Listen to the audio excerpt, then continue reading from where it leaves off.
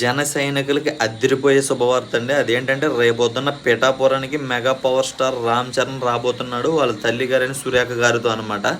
ఈ న్యూస్ విన్న తర్వాత జన సైనికుల కళ్ళలో ఆనందం మామూలుగా లేదనమాట.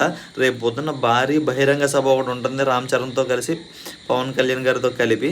అదే రోజు రేపు పొద్దున్న అంటే జగన్ గారు ఆఖరి రోజు ఎన్నికల ప్రచారానికి రేపే ఆఖరి రోజు కావడంతో జగన్ గారు పవన్ కళ్యాణ్ ఎలాగైనా సరే ఓడించాలని చెప్పి పిఠాపురంలో సభ ఒకటి ప్లాన్ చేశారు.